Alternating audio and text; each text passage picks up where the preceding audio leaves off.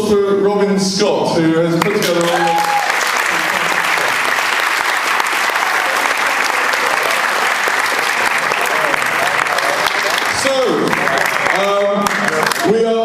We've got three fantastic, fabulous guests this year for the guest panel. I wonder if you can guess who they are. And for your first clue, Robin's going to start playing some music.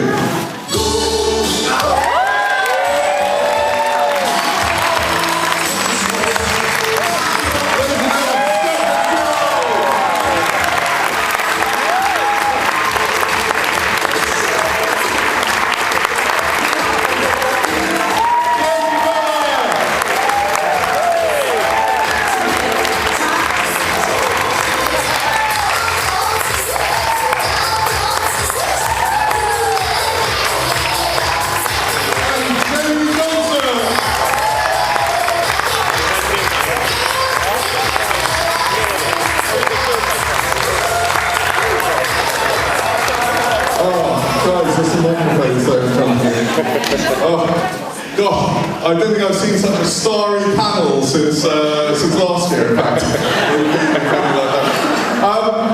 I think we all know Scott Fitzgerald, or as he's known on YouTube as Uncle Billy, there from Go. He was UK representative many years ago, and hopefully we'll hear a little bit about how he got on in this contest.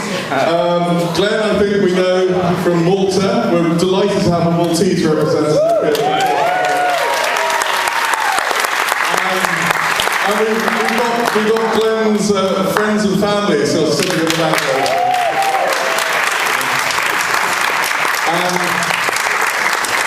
And Jamie, who's an award-winning filmmaker, can you believe that? He's actually done a film about Junior Eurovision.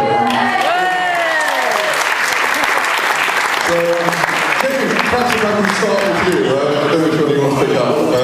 Are you on number two? Number two. Yeah. So, Jamie, you've done a film about Junior Eurovision. That doesn't sound to me as the sort of most likely sort of category of filmmaking that there's ever been. How did you come about doing that? I was watching Lordi win. And I just kind of, I was a fan of Eurovision, and I saw Lordi win, and I was just like, this, somebody has to do a behind-the-scenes documentary about this. So I pitched it to BBC Films, and they had 2 Eurovision projects in development, neither of which had been made. But they said, we've got 2 adult Eurovision projects, but whilst I was researching, I found Junior, and I thought that would be a great topic as well. So, I mean, the EBU are sort of notoriously difficult to, get around and to pitch anything to. So, I mean, did you just sort of simply go in and say, oh, let me film the 2007 Eurovision? I think nobody else wanted to do it. Basically, I think there wasn't too much competition. So we just said, we'd love to do a documentary behind the scenes, and they kind of said, nobody else is asking us, so yeah, well we had to go in front of all of the steering committee and do a sort of formal presentation, but and you actually went to the Junior Eurovision the year before, didn't you? Yeah, I shot a pilot the year before to kind of help convince them and convince the people that gave us money and so forth, so yeah. And for those people who've seen Sounds Like Teen Spirit, will know what a fantastically uplifting film it is. But I mean, one of the problems with Eurovision and so on is that there's the 2-stage selection process. So how did you go about picking certainties who you thought were going to actually make the actual final itself? We basically we shot all of the national finals, and that was sort of the first stage of filming. So from that, we kind of saw who was going through, and then we kind of had pictures of all the different countries' kids on the wall, and we were just like, these guys are great, or these guys are great, and just kind of went on whose character we like best. Thank heavens the police didn't come and arrange. So yeah, it wasn't bad.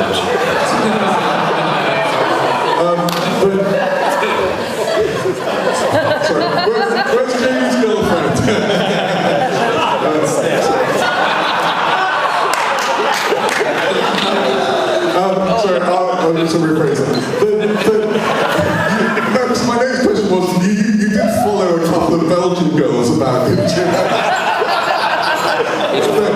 So, yeah.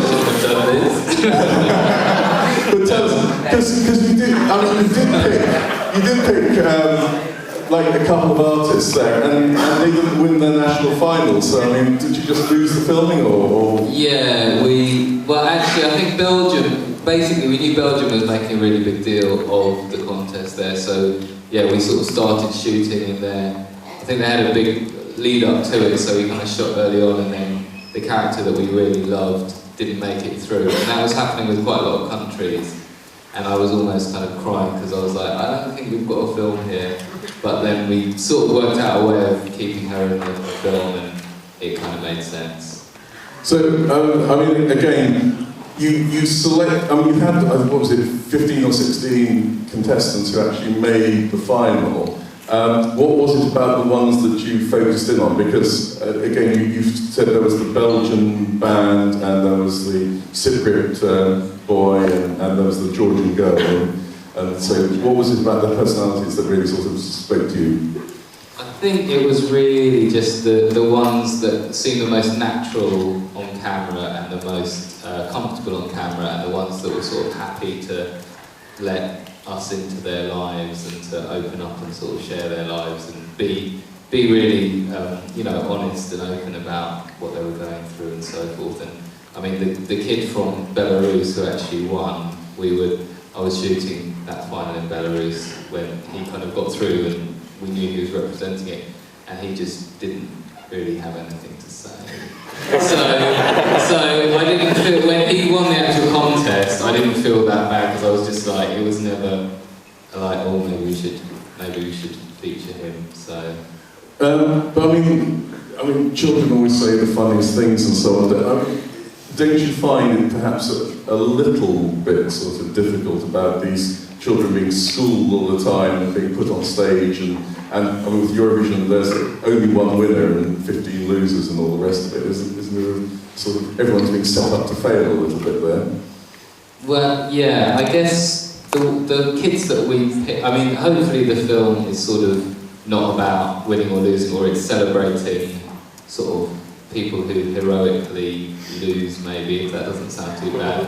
But yeah, I guess we were kind of choosing kids who mentally, I don't know, they look after to be fair to Junior Eurovision, they do look after the kids amazingly well. I think they have like the best week of their lives. So even the ones who come last, which some of our contestants almost did, still have a great time, I'd say.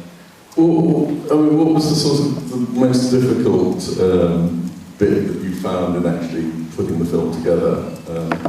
Was there particularly sort of awkward moments? The actual shooting was pretty alright. It was more the release of the film which was a bit of a nightmare, because loads of companies sort of really liked it, and like Warner Brothers nearly took it worldwide, and Pathé nearly took it worldwide, and all these kind of big Paramount sort of screened it all over the world to their different offices, and it was actually just that nobody knows what Eurovision is in America apparently, and all of these kind of, suddenly like all of these kind of quite brutal figures come in, and if it's not going to make this much money, they're not going to take it. And so, I mean, yeah, that was probably the most mentally disturbing part of it. But no, the actual making it was pretty fun.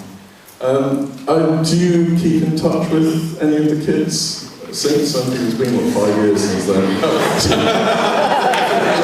Sorry. I'm not going to be able to say anything. I am friends with some of them on Facebook in a very platonic way. I know that your boss, the Cypriot kid, he is actually studying in London now. Okay. I know, outside of London. I don't think, have I seen any of them since? I can't remember. I've seen, anyhow, yeah, there's, God, I feel like a paedophile. I can't say anything without feeling like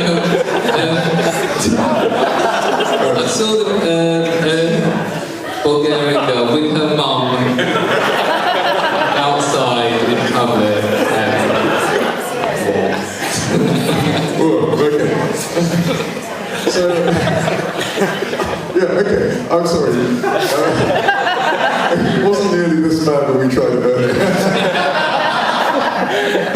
But, so, okay, perhaps less controversially, what have you been doing since the Sounds Like Teen Spirit film? I was sort of recovering for about a year or something. I have been, the most recent thing I've been working with one of Manchester's own, Carl Pilkington, doing 2 series of An Idiot Abroad, which was equally challenging. No, that was fun. Has everyone seen An Idiot Abroad? Yeah. I didn't do all of them, by the way, so don't get too annoyed. and you won some prizes as well for Sounds Like Teen Spirit, didn't you? Sort of. When you said like award-winning, I was like, I know that I've been nominated for some awards, but I very rarely win. I think we did win a couple of audience awards, and I don't think we won that much. We got nominated for it. Do you think that's down to the name of the film? Because I thought you came up with a slightly sexier name before. Well, originally it was going to be called Son of Eurovision, and I can't quite remember why they didn't go with that. I think it was, I don't know. I don't know if that's sexier. Probably not. Would you do Senior Eurovision? Would you think Senior Eurovision's got a documentary? I think it probably has got an amazing film, but I don't think that I could do it. I think somebody could make a fantastic one, and I can't. I mean, it's a real shame that the BBC didn't go ahead with the adult films, because I think it is a brilliant, fertile ground for a behind-the-scenes film. But I don't know if they'd ever let it happen now. They've probably got too much at stake, let's say. Well, I don't know. Did you see Engelbert Humperdinck this year? Yeah, I watched it, yeah. So, who knows? But I think there's a great behind-the-scenes film now, I'm sure. Jamie has got... I've got some giveaways. A little bit later on, a couple of giveaways, so... Should I do that? Well, no, but just show us what you've got, just...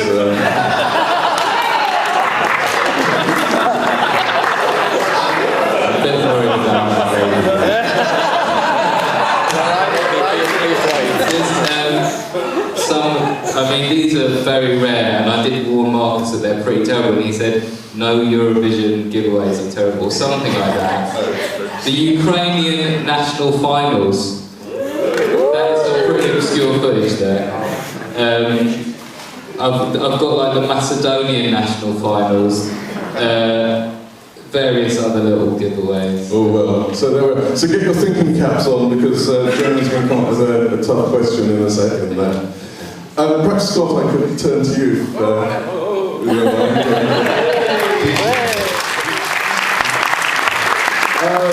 So, remind us again, Scott, you took part in Eurovision, when was it? When was that? 1988. 1988 was it, yeah, okay. So, how did you actually come to be asked to get involved? Yeah, just one of those moments in time, I was working in the Netherlands at the time, and I was doing the Rye Theatre, and there was a friend of mine came backstage, Julie Forsyth, and we were talking. I just finished the show, and she said, Scotty, I've got a song here I'd like you to sing. And I thought, oh, here we go. And anyway, I'll have a listen. And she had a little thing with her then, and put it on, and I listened to her just singing on it, no music, it was just a cappella. And I thought, this is a really nice song you've written here. And I said, well, why did you write this song? And she said to me, well, I actually wrote it for the Guys and Dolls. I don't know if you remember that Julie Forsyth used to be a member of the Guys and Dolls. And in actual fact, she's married to Dominic. I don't know if you remember Dominic, but we're on to him. We used to do this a lot. And I said, well, I'll have a go at it, I'll try it. So the next day we went to Amsterdam to a young friend of mine who's a beautiful pianist. And then I started to learn the song and put my interpretation of the song. And so we ended up, we did a little demo. In fact, it was in a front room in Amsterdam. And then I said, well, there's the song. And then I actually listened to it afterwards, and I thought, you know, this is quite a good song. This is really good. And I said to her, well, why don't you let me release it as a record? And she said, no, I've got something special for this song. I'm going to put it in for the Eurovision Song Contest. And I just laughed. No, but I did. And I thought, God, do you know how many songs could actually put into this? I mean, there must be hundreds of songs in there. And so anyway, I left it. I said, well, there you go. You know, good luck to you. And it was a few months later, I got a telephone call. And saying that it was actually chosen to go in for Terry Wilkins, the song for Europe, and would I like to do it? And I thought, well, why not? You know, I've been back in England for such a long time because I lived in the Netherlands for almost 9 years, so I had been off the scene for quite some time. And I thought, well, I will come back. And then I did the song for Europe with Terry Wogan, and it won the song for Europe. And I was quite surprised because there was lots of really nice young people there doing some good things at that time for the song for Europe. And eventually it did get through, and I was surprised again, you know, that it went up for the Eurovision Song Contest. You know. So really that was the story of Go. It was very simple, you know. This is the thing, because nowadays, between winning and the Eurovision, there's actually quite a long period of time, and there's lots of sort of work and rehearsal. Way back when, it was actually quite a short period of time in between. Well, what were you sort of then, having won the Song for Europe, then sort of constantly working on the song, or did it sort of go on the shelf and then you came back to it closer to the actual contest? Yeah, I mean, what I was doing, because I had a lot of work myself. I was working in Holland a lot, and I was working in Belgium and Germany. So on my tours, I was working on it in between, on the bus. I'd be working on it and trying to find a performance. You know, it's okay going into a recording studio and recording a song, but then again, your next thing is, you know, how do I perform this song to an audience? And especially a Eurovision audience, which is very big, as you know. I mean, I don't know how many million people, but probably 100 million people were watching it then. It's a lot of people. And it's quite terrifying as well when you're standing up there. And if you think to yourself, you know, I've got 100,000 people, 100 million people watching me on this thing, the song would never come out of your mouth. You'd be so terrified, you know. So myself, before that, I went to the toilet. I think Cliff Richard did this as well. Yeah, so you got locked in with the Yeah. No, I went to the toilet. I just wanted peace. So there's so many people doing this. I was terrified, so I thought, I'm not going to sell in the toilet. And I sat in there for a little while, sort of calming myself down, you know. And then I took it all away from my mind. And I thought, well, I'll just do a normal performance here too. And I was thinking of a small club. I was doing the performance too. I mean, we had 10,000 people in the audience, so I had to get my mind together and focus on this. And that's how I actually got through it. But it was some experience. I really enjoyed that a lot too. And of course, we all know that the voting was inordinately close on the evening. I don't know if you remember it. Yeah, yeah, because the voting was taking place, and I'm thinking, my goodness. Because sometimes you're not really expecting, there's many people are in the contest, and they're all hoping to get a good position in it. And so I'm sitting there, and all of a sudden it started to come up, go, and, you know, that's such a feeling that is. All of a sudden my hair started thinking on end, and said, this song's really going up here. It really is. And it's very difficult. Your imagination runs riot, you know, it really does. You know. I'm sitting there, and it's getting higher and higher and higher, and so I was numb at the end. I thought that I actually had done so well. And weren't you sort of contacted before the final set of votes came in by the studio manager? Yes, he did. He came to me and whispered in my ear. He said, Scott, now, when you win this, saying to me, when you win this, you just wait for me because I'm going to take you to a special place.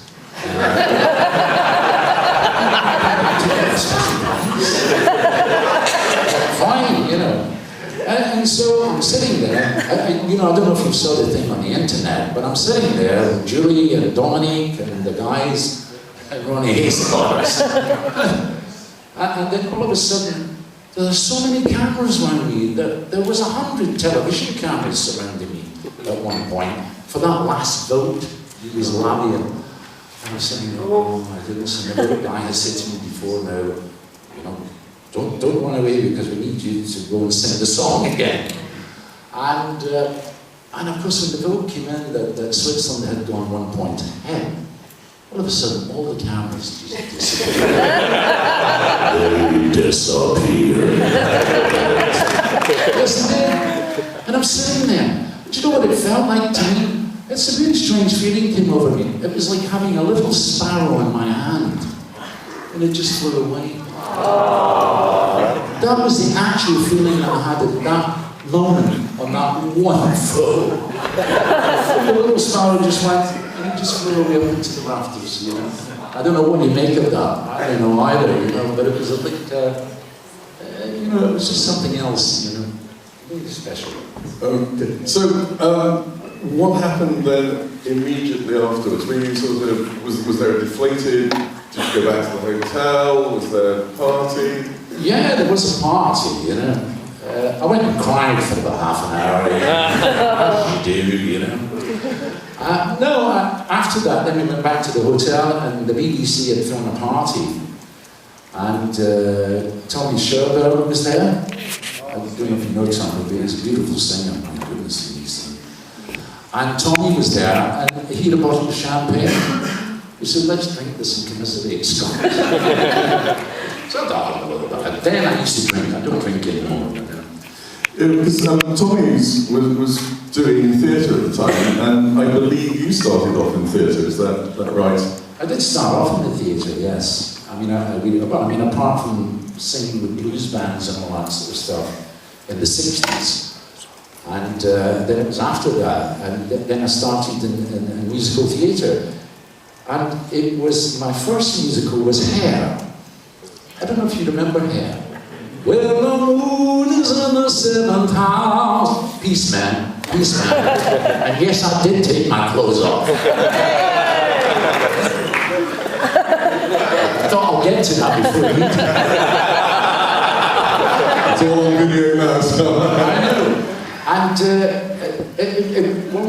how that really happened was, remember I was telling you that I did a lot of clubs back in the old days? Yes, because Scott actually lived in Wally Range, just up the road a few years ago, and lived apparently next door to Lulu as well. Yes, I did. In Scotland, that was, in Glasgow. Yes. We have some Scots in there.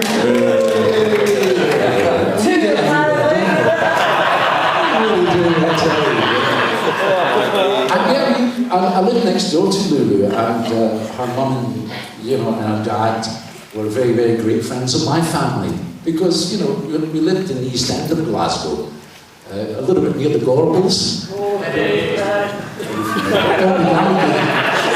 the Adeline. And so I lived in the Gallowgate, and in the tenements then in the old days, and it was called a sing-a-len. And we lived in a sing-a-len, and there was 8 of us and my mum and dad in one room. Oh, it was wonderful. I tell you something, I think it was the best things of my life. It really was. And, the little quiet hours in the mornings, when I'm alone, then I go back there. And I think it was one of the happiest times. It really, really was. I really did love it very much. And anyway, so I used to play with Lulu. We used to play with kids and we would play in little shops. So I don't know, there's a word we use out there called the midden. So I used to go to the dustbins and collect all the cans and boxes, Kellogg's boxes and all that. And we'd make a little shop in the back court just next to the midden. And then she would be the shopkeeper and I would be buying stuff from Lulu. And then she would come into the house, and my dad was a singer as well, and he had a barbershop quartet, and this is actually how I learned to sing, with the barbershop quartet with his 4 brothers. So Lulu used to come in as well, and we used to sing together. And she used to sing that song, he's making eyes at me, bum, bum, bum. You know, it's a favourite song with young girls, that one, you know. And we used to play a lot together, so, and it was very, very nice. And I haven't saw for maybe, oh my goodness, probably, what am I now? I'm 64 now. Oh my. And then I must have been something I must have been 8 I was, and we used to play together. And she's sort of the same age as me as well. And so really that's when my singing career really started, you know, in that way. But as I said, back to hair again, if I may. So anyway, no, that was the thing. I was working in a club, where was I then? I think I was working at the Twisted Wheel. I don't know if you know the Twisted Wheel in Manchester. It's a very famous club. And it was a blues club, more for rock singing and progressive music, like you know, Led Zeppelin and who else? The Spooky Tooth and the Nice. You probably don't know these bands, but they were progressive bands back in the day. And so I was singing with a band called the NSU Blues Band, and I was a blues singer. And so we used to support John Mayall and the Blues Breakers. I don't know if you are familiar with John Mayall.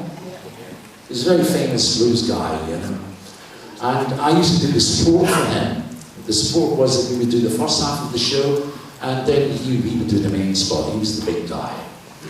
And I was doing the show one night, and one of the producers was producing, because at that particular time, there was no rock musicals before Hair. It was like My Fair Lady, The Music Man, you know, all of these, they were beautiful musicals, I love them. And he said to me, I've got a spot for you in a musical. And then I laughed, you know, because I'm not an actor, I was a rock singer, you know. And I thought to myself, well, maybe it's time to move on. And I said, but how do I learn to act? He said, we'll teach you. We'll put you to a school, and we'll have directors working with you, because this is a very special musical. Nobody has done this before. And so I accepted it. And then they taught me, after 2 years, they taught me drama.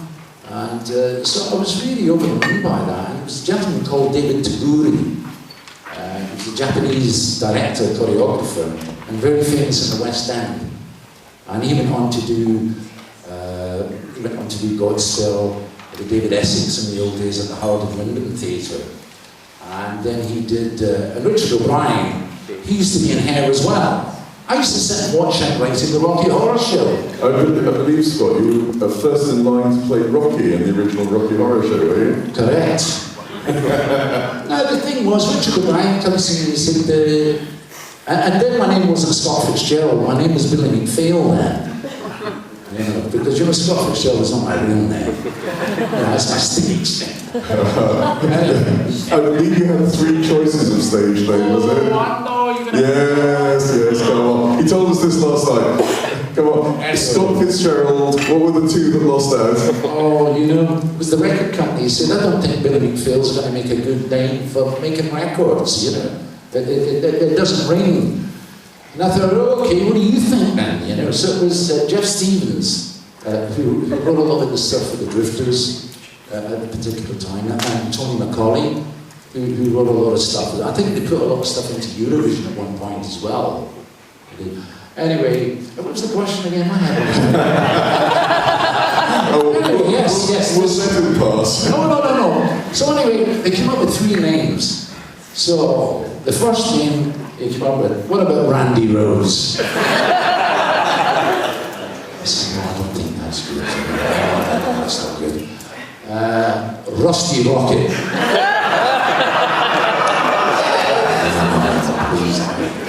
Scott Fitzgerald. Oh yeah.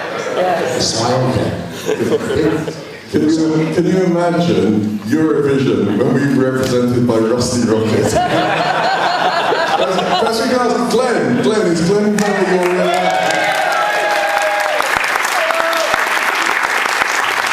Glen, is Glen Vella your real name then? Yes, it is. From birth. So, Glen, because you did theatre as well, didn't you? Yes, I did. Jesus Christ Superstar, was it? Yes, in Malta it's not that popular, musical theatre, but we used to have like 5 years in a row. There was a company in Malta, and we used to have these musicals, which I auditioned to, and I did some roles like Simon Zelotes from Jesus Christ Superstar, Gospel as well. Hair? Would you take your clothes off on stage? Once I did highlights of musicals, and there was hair, and I had to sing. I don't remember the words, but yeah. I'll teach you the words. So I sang it once in my life.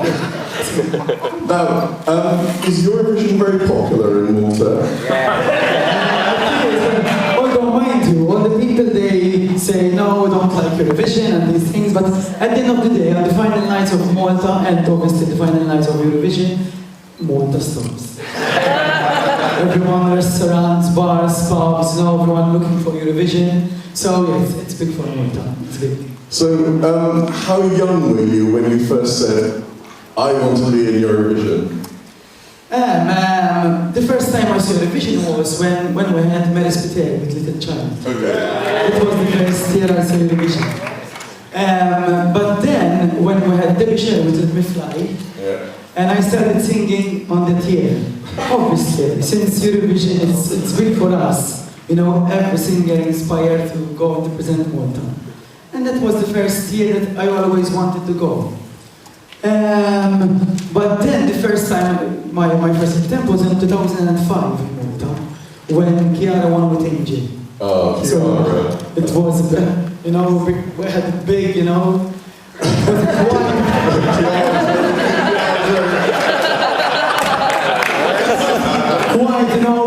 difficult to win the festival. So, there's not a lot of room on the stage. And after that, obviously, I wanted to represent Malta. What was your song in 2005? It was called Appreciate, but mind you, I don't like that word. But ironically, the composer and the author of that song are the same composer and author that wrote One Life. Hey, One Life. Do you remember One Life? Yeah! I hope so. Obviously, we mentioned One Life, and you went to represent Malta at the Eurovision with that. So, when you first heard it, how did you get involved with getting chosen to be singing for One Life? First of all, the year after, I played second in the Maltese national final. So, the composers in Malta, and obviously the year after, everyone was interested to write me songs. So I heard loads of songs during that year. Then I decided to go with One Life. I chose One Life. I wanted to go with one song for the Maltese Festival, as I believed in that song. And I really wanted to work with Paul and Flirt, the composer and daughter, because they're really nice persons. So although they are the composer and daughter, they do loads of roles apart from a composer and daughter. That helped me a lot. And some of you, I'm seeing JP over here, they were in the national final in Malta. And that night when they announced me as the representative for Malta, even now I'm saying it, that was something very emotional for me. Did you feel like you were a little bird that flew around? First of all, I got the points from the Maltese, from the televoting, the highest points from the jury. It's true. And since I'm a Eurovision fan, I'm a Eurovision fan 100%. And representing my country in Eurovision, it was, Fantastic. So you've won Malta Song, and then you realise that you have to travel abroad all the way to represent Malta. 7 countries in 2 months. It was nice. Free of charge.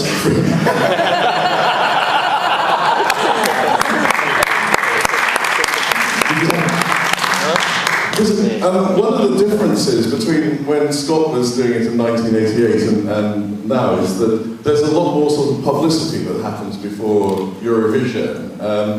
Did you travel around Europe presenting the song in different national finals and things? As I told you, I went to 7 countries, but couldn't help, because obviously the more you go, people will listen to the song. But for me, maybe I wanted another country. I just wanted another point to go to the final. So maybe if I went to another country, I would be voted. But it's true. The fact that I've been to some countries, it was an experience for me. And even the fact that I met certain singers, it was a nice experience for me. And I must say, it will help. But it's a yes, I don't know how to say it exactly, because my role was a singer even when I was there. And when you're in different countries, you meet all the delegations from other countries. And you need to have your backup of the delegation. Which, unfortunately, in Malta, sometimes it's myself as a singer and another person who tries to do and deal with all the things. But yes, it's a positive thing. So, obviously, you've alluded to the fact that very, very unfairly, you were denied the chance of taking part in the final by voting shenanigans by Eastern European countries and things like that. But I mean, one of the things about the semi-final is you're sitting there and they're opening the envelopes and saying who's going forward. There's no voting coming in. What's happening at that point in your, with yourself? First of all, as soon as they started, you feel like, I think that's the most exciting, the most exciting part from the Eurovision. Although before you perform, you'll be excited, but during the results, my heart was down here. Honestly. And you try, when they open the envelope, you try, and before you see the cameras, going ground, and you see the cameras on you, so you say in your heart like, oh, they're gonna announce me, Then it's not you, they go to hell. It's hard. But at the end of the day, that's what I believe from the first time I went to Eurovision. My aim was that I sing well. My job is to sing, And didn't he sing well?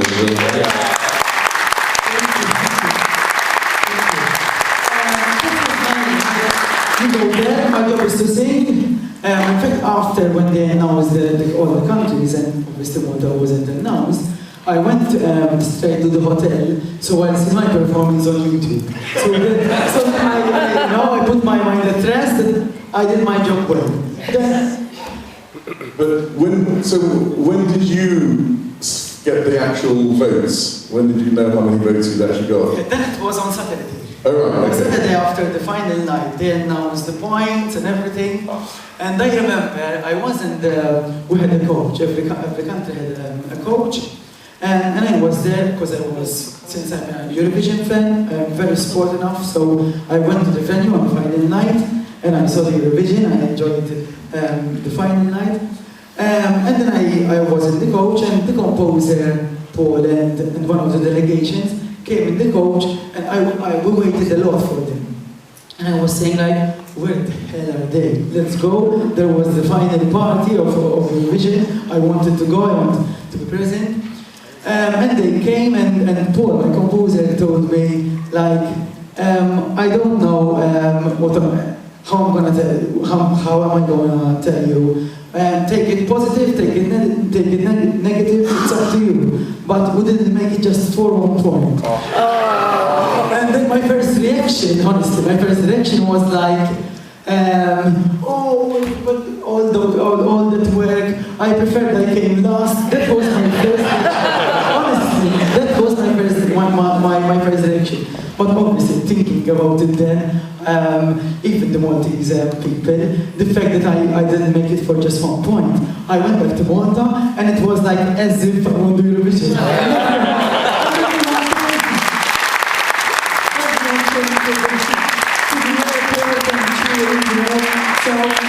It's good that I came. So, obviously the big question then is will you do your Eurovision game? Of course. If I had the opportunity to go every single year, I go. Now that I experienced Eurovision, I have more those, about Eurovision. So if I had the opportunity, I'll go, it's nice. No matter what the result will be, this is that you experience Eurovision. Especially the final night, not just the final, when it's the show, when you hear the signature tune, pa pa pa pa, and you see all those flags, everyone cheering, and everyone singing with the song. That's something so nice. So for only that part, I'll do it as I'm telling you, many times. Right, we heard you coming down from the UK.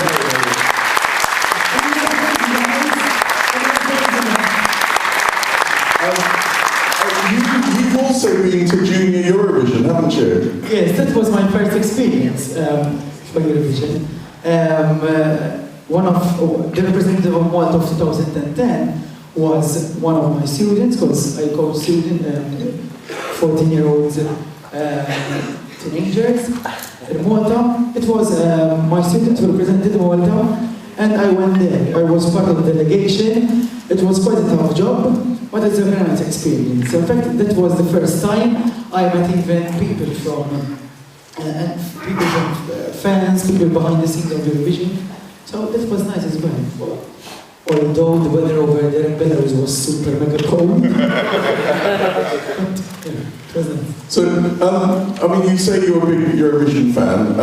What's your favourite Maltese song? Maltese song. My favorite song, I think it's, I don't remember exactly but it was called More Than Love. Yeah. Can you sing us More than love. What music gives me, body and soul, living in harmony, something like that.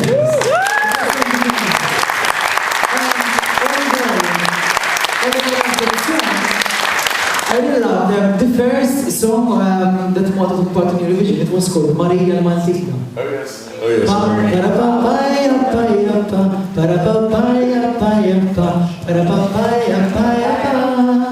It is a nice song. It's a very Maltese song, influenced by Maltese music, and I like that song. Jamie, are you much of a Eurovision fan outside of this or not? I'm probably not as avid a fan as a lot of people in this room. But I have always enjoyed it and always been ridiculed by friends for liking it.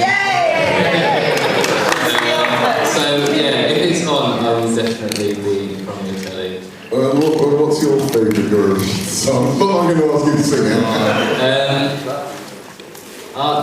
There's one that's like a 60s song, and I think I'm going to embarrass myself because maybe it's not even. It's called Pupila. That is a Eurovision song, right? It's Duesseldorf, and it's written by Celine Dion. That is a great song. So, good choice, I think. Good choice.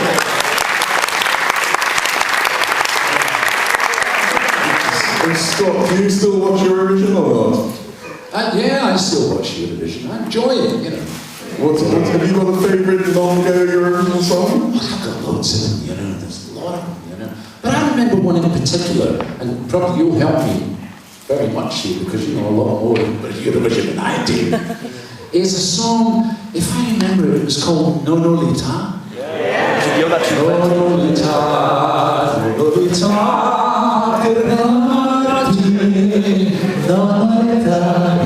It's a nice song.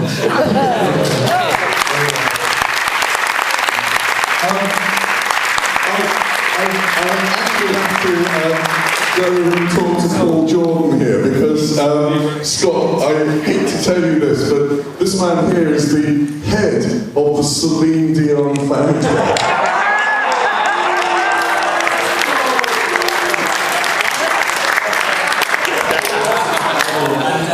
Consolation, I really felt for you.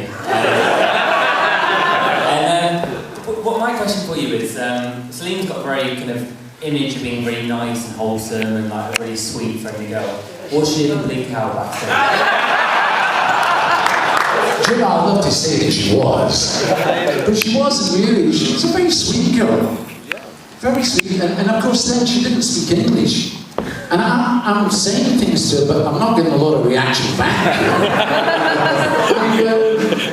But on the YouTube thing, I think you can see me giving her a big hug and a kiss. And at the time, I thought she was really smashing. I'm not just saying that, but I thought she was really cool at the time, because in the rehearsals, you know, you're watching all the singers, you're listening to the songs. Do I have a chance here? You know, you're thinking to yourself.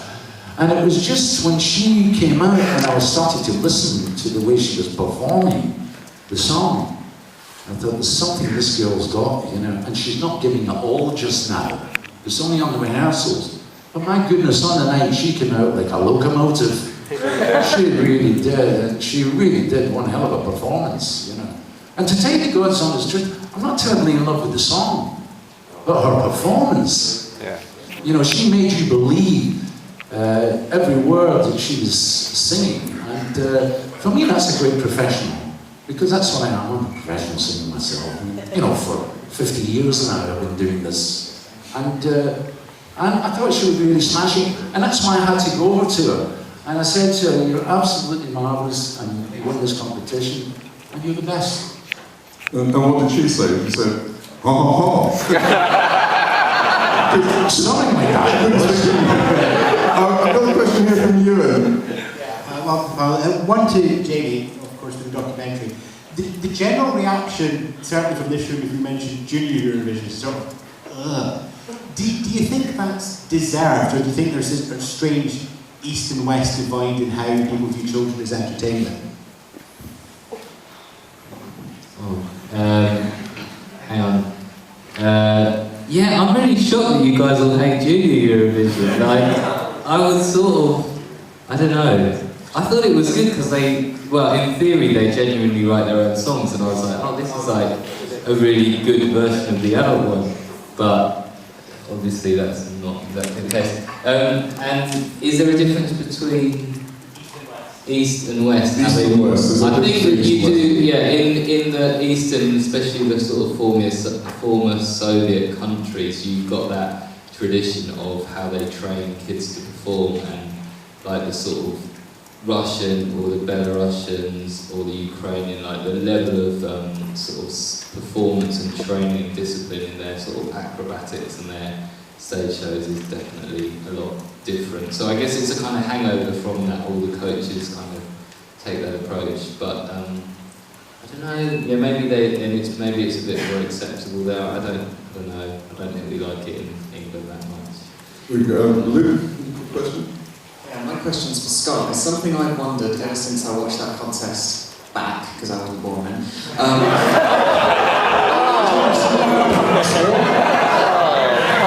It's just, so obviously you had the contest, you had the after party, and you go home. What did you do that week after Eurovision, or for the weeks? Did you have to take time off, or did you go straight back into working, or? Gosh, God, some time ago. I can't really definitely remember. I think I went to the Netherlands then. I went to Amsterdam for a little while. And I met some of my old friends over there, some of the Dutch singers and stuff like that. And not really a lot. I did a few televisions. I went to Germany. I went to Cologne, and I did a TV there, because a lot of the people couldn't get hold of Celine. I think she went back to Canada at one point. I think immediately the contest finished, she went home again.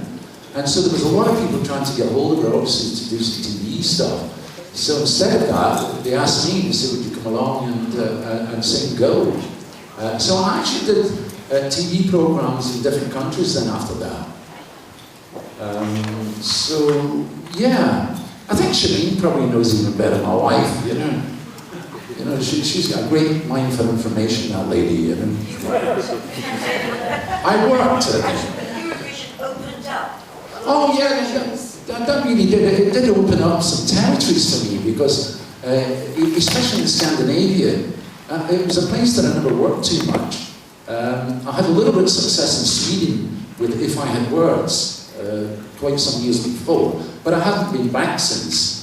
And the Eurovision opened that whole territory up for me. And then I started performing in Norway and Denmark and Sweden for around about 15 years or so. And so it really did open a lot up for me, you know. It really did. Elaine, you've got a quick question, I think. Sorry, yeah, I've got a question for Glen.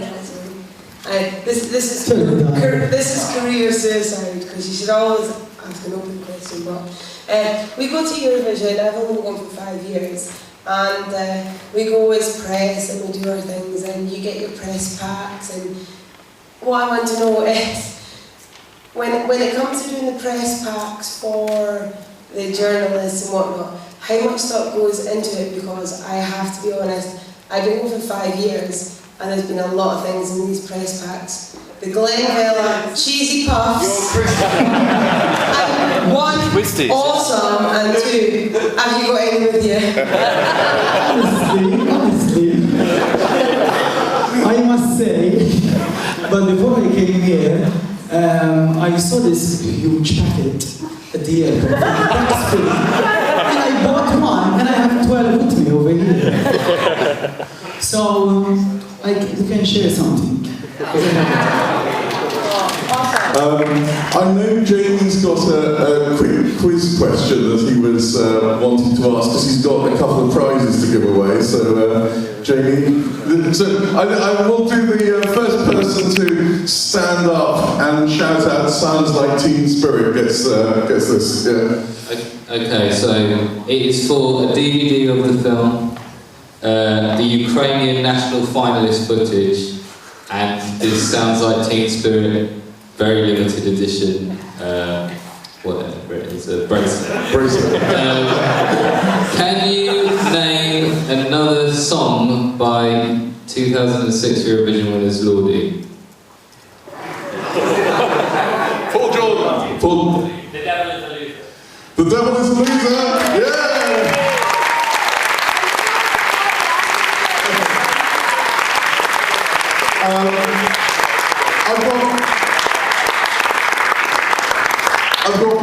That's quite sad, actually. I've got one final question for everyone, and hopefully it's there. But you've all had experiences with different types of Eurovision. What would you say to somebody in the BBC or somebody in the UK music industry who says, "Why should I do Eurovision?" What would you say to sort of say, "Go and do it"?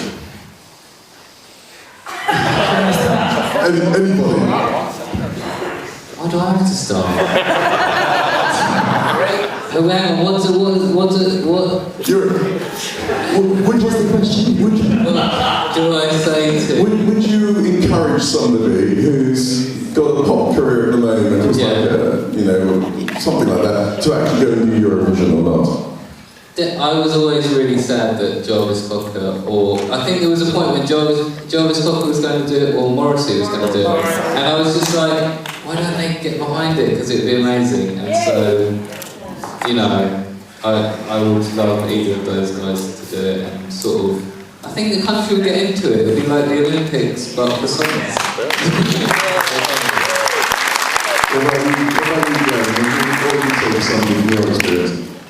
From my experience, I'd like BBC to say something more maybe, how can I say it, my own words. What do you call the one who's commentating? Terry Wogan, Rendall. Maybe something more, spice about Malta, so that UK can vote more for Malta. We always vote for Malta.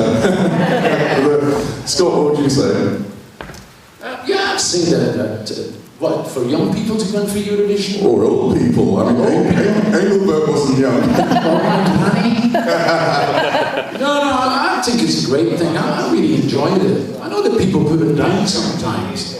But when do you get to sing with a symphony orchestra, these days? You can't. It's just so amazing. And when I was doing it myself, and I'd recommend it to any young person, it really lifts your spirit. And also, you're representing your country. That's something special, It really, really is. And I think that a lot of people should be doing it. And a lot of the bigger stars should be up there as well. They get a bit scared, I think. They think, oh, well, if I lose Eurovision, then it's the end of my career and stuff like that. But, I think if they got out there, I'm sure that they'd enjoy it very, very much indeed. I'm sure we did. I mean, I had a ball. It was absolutely wonderful. Would you do it again? Would you do it again? No. Let me say this. If my son wrote the song, yes, I would do it. And Scott's son is actually in the charts at the moment with a band called Lawson. So, anyway, time is defeating us, I'm afraid. We could have talked more and more about if I had words and things like that. If you've got questions you want to go and ask them, all three of our guests will be outside after this. They'll be there to sign autographs, have photos, answer questions.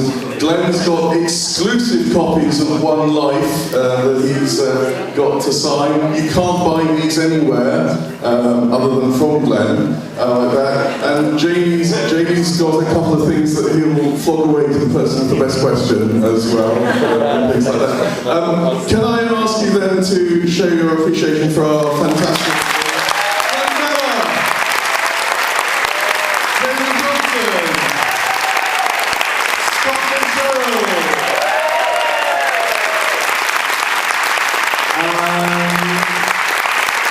everyone, we've got the president. Okay, so the first one is. So these are mini pop icons designed by Ben up front here.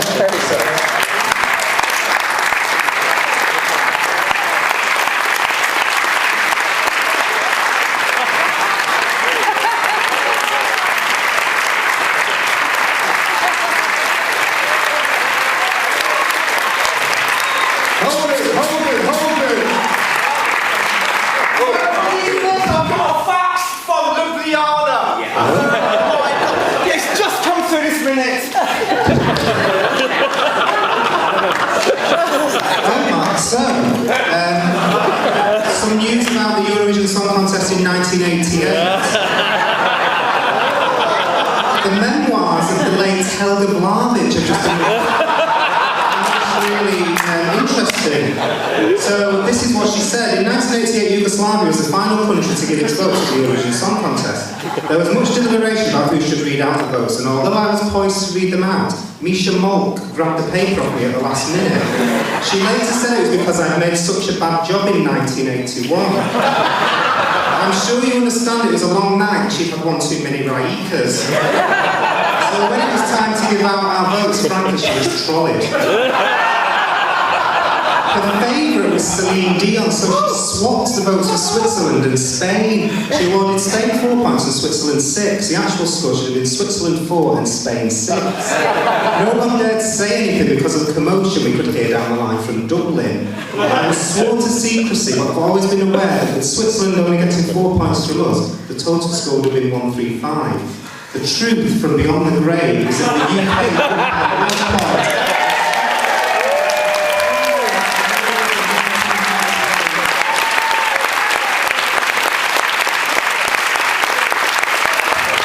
The true winner, Scott Fitzgerald.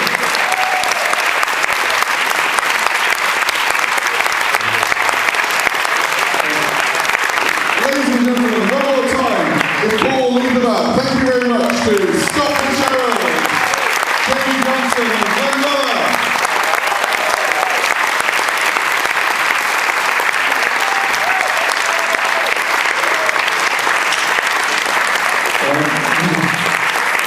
Ladies and gentlemen,